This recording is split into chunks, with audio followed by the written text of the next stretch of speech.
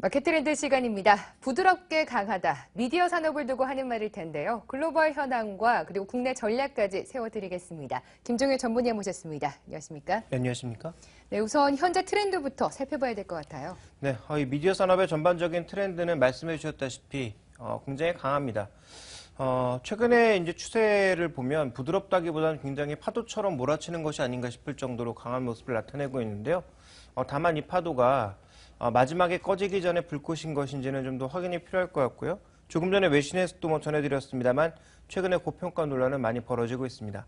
그렇지만 트렌드는 말씀드렸다시피 고평가 논란에도 불구하고 주가는 계속 상승세를 그리고 있다고 봐야 될 것 같습니다. 준비된 그림을 보시면 글로벌 컨텐츠 업계에서 대표적인 종목이라고 불릴 수 있는 월트 디즈니 같은 경우에도 주가의 고평가 논란이 지속되고 있지만 실적 얘기가 나올 때마다 전망의 얘기가 나올 때마다 계속 레벨을 상승시키고 있는 상황이죠. 그래서 이 주가의 상승세가 벌써 꽤 오랜 기간 지속되고 있고요. 최근에 미디어 관련 종목을 얘기할 때 절대 빼놓을 수 없는 종목이 넷플릭스죠.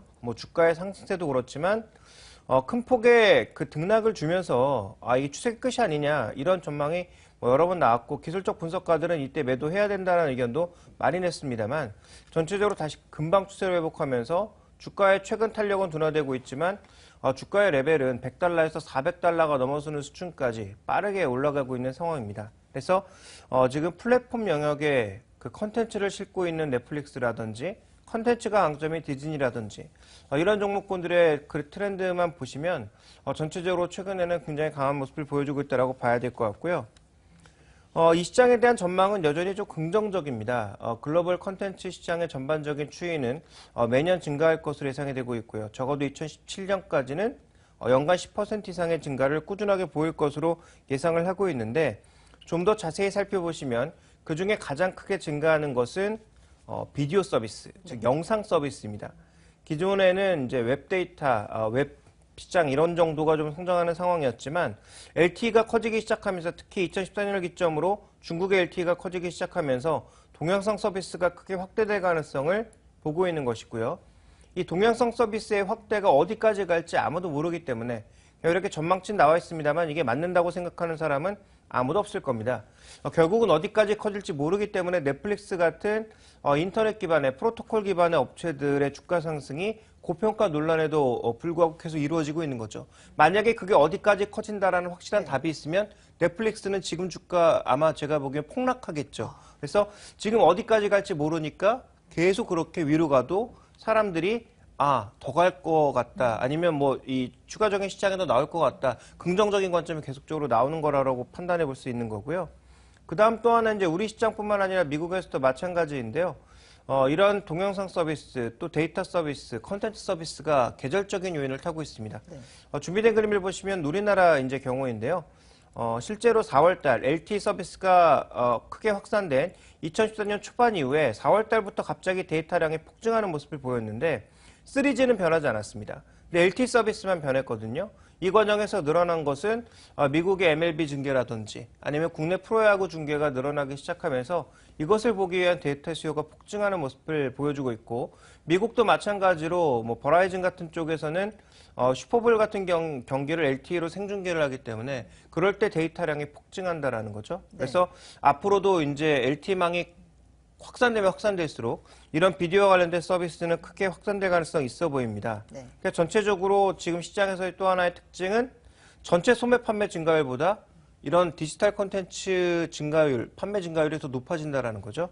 그러니까 준비된 그림에서 소비 지출의 흐름은 최근에 계속 정체 혹은 소폭의 증가 정도이지만 오락문화 지출 같은 경우에는 꾸준하게 좀 증가하고 있는 모습이 나타나고 있고요.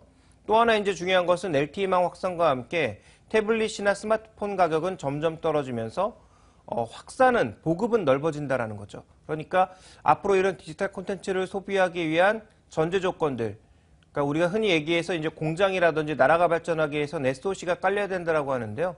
지금 LTE망과 함께 이렇게 스마트폰, 태블릿이 넓게 확산되고 있으니까 결국 디지털 콘텐츠 시장이 커질 수 있을 만한 요건들은 점점 더 갖춰져 가고 있다. 이렇게 좀 봐야 될 것 같습니다. 네. 저희가 지금 미디어 산업, 디지털 콘텐츠 다양한 이야기를 나누고 있는데 사실 글로벌까지 안 가고 국내만 보더라도요. 지난번에 싸이 효과 그리고 겨울왕국 효과까지 많이들 미디어 산업에 이제는 주목을 좀 하고 있는 것 같습니다. 하지만 그 범위가 워낙 넓지 않습니까? 중심을 좀 잡아봐야 될 것 같아요. 네, 전체적으로 이제 모든 시장이 다 커지는 거냐, 어떤 시장이 중심으로 커지는 거냐에 대한 중심은 잡아봐야 되겠죠. 근데 이제 기본적인 관점은 모두 다 커진다라는 것이고요. 커지는 가운데에서 어떤 시장을 중점적으로 바라보고 어떤 산업이 가장 커질 거냐, 이 부분 정도는 요약해 봐야 될 것 같은데요. 먼저 우리가 가장 생각해 볼 수 있었던 이 모바일 컨텐츠 시장은 게임과 그다음에 음원 시장이었습니다. 근데 이제 게임은 조금 이따 얘기를 하고요. 먼저 음원 시장을 보시면 음원 평균 가격은 계속 꾸준하게 올라갈 것으로 예상이 되고 있습니다. 물론 이 번들 가격, 그러니까 패키지로 묶어서 파는 가격이죠. 스트리밍은 무료로 받고 MP3를 한 30곡 정도, 30곡 한정. 예, 이런 식으로 다운받을 수 있는 가격이 점점 조금씩 올라가고 있습니다. 그래서 이에 대한 저항도 많이 나타나고 있지만 저 같은 경우에도 음악을 굉장히 좋아하는데요. 저는 일단 음원 가격에 상관없이 음원 자체가 좋으면 일단 사는 편입니다. 그리고 제가 소장 가치가 있다고 생각하는 음반은 조금 비싸더라도 사는 편이거든요. 물론 모든 소비자가 다 저 같진 않겠지만 일단 기본적으로 젊은 사람들이 음악을 많이 듣는다라는 점. 네. 최근에는 나이가 조금 드신 분들도 음악 서비스를 스마트폰을 이용하면서 사용하시는 분들이 많더라고요. 이제는 음악을 무조건 무료로 듣기보다는 돈을 내고 듣는다는 인식도 좀 보편화되고 있는 것 같더라고요. 예, 그리고 또 하나 이제 중요하게 살펴봐야 될 게 과거에는 어둠의 경로로 음원을 굉장히 쉽게 구할 수 있었지만 이제는 그 음원 같은 경우에는 굉장히 강하게 차단하고 있거든요. 그러다 보니까 어둠의 경로에서 음원은 구할 수가 없습니다. 그러다 보니까 자연스럽게 음원을 사는 방향으로 가고 있고 실제로 어느 정도 가격을 부과하고 있습니다. 그래서 실제로 음원 관련 앱 서비스의 이용 현황을 보시면 분명히 전체적으로 전 세대 모두 증가하고 있다는 거죠. 그 폭은 젊은 사람들이 물론 더 크게 증가하고 있습니다만 지금 보통 연령이 조금 드신 이 60대 초반의 사람들에게도 음원 서비스가 계속 증가하고 있다는 것을 분명히 시사하는 바가 있다는 거죠. 그래서 이런 음원 서비스의 사용자가 늘어나면서 가격도 서서히 제가격을 받고 있고요. 또 음질별 가격 차이가 크게 나타나고 있습니다. 요즘 MP3로 음원을 듣는 사람보다 음악을 조금 안다는 사람들은 플렉이라고 하는 서비스를 듣고 있는데요. 플렉 같은 경우에는 한 음원당 보통 한 30메가에서 40메가 정도의 고용량이거든요. 네. 대신에 그만큼 압축량이 작기 때문에 CD 수준의 음질로 들을 수 있어서 저 같은 경우에도 음원을 사는 경우에는 주로 플렉으로 사게 되는데요. 네, 이렇듯 음원 시장이 커지고 있는데 가장 궁금한 건 또 어떤 종목일지도 궁금하거든요. 아무래도 이제 국내에서 음원을 많이 확보하고 있는 그런 종목들이라면 SM이나 YG 같은 것들을 살펴봐야 되겠죠. 그런 쪽에 수혜가 돌아갈 것으로 예상을 하고 있고요. 그다음 이제 콘텐츠의 전반적인 중심은 조금 전에도 말씀드렸습니다만 아무래도 게임과 음악에서는 영상 쪽으로 돌아가고 있다는 것을 주목해 보실 필요가 있을 것 같습니다.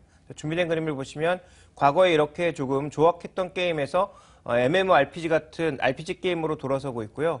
음악 같은 경우에도 물론 많이 나오지만 최근에 음악 들어보시면 음악만으로 만족하십니까? 제가 보기엔 거의 유튜브 서비스를 이용해서 뮤직비디오를 보는 사람들이 더 많아졌다고 판단하고 있습니다. 그래서 이런 영상 서비스에 우리가 좀 중심을 준다면 전체적으로 우리가 이 ICT 생태계 내에서 어떤 종목으로 관심을 가져야 되는지 우리가 좀 집중적으로 살펴볼 필요가 있는데요. 먼저 플랫폼 쪽에 네트워크 쪽에서는 통신주들의 흐름이 가장 중요할 것으로 예상이 되고 있습니다. 시장 영역상으로 봤을 때 SK텔레콤과 KT에 대한 관심 이어가야 될 것 같고요. 또 이런 컨텐츠를 유통하는 플랫폼 쪽에서는 네이버, 그다음에 CJ헬로비전, 스카이라이프 같은 이런 종목군들의 플랫폼 쪽에서는 강할 것으로 보여지고 있고 기기는 말 안 해도 아시겠죠. 삼성전자가 가장 글로벌 시장에서도 강한 그런 영역을 보여주고 있고요.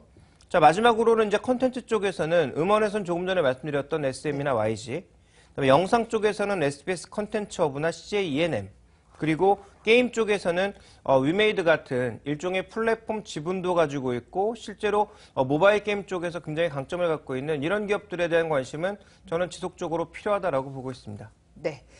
부드럽게 강한 걸 넘어서 요동치면서 성장하고 있는 미디어 산업, 지속적인 관심 필요하다고 합니다. 마켓 트렌드 김종은 전문위원과 함께했습니다. 고맙습니다.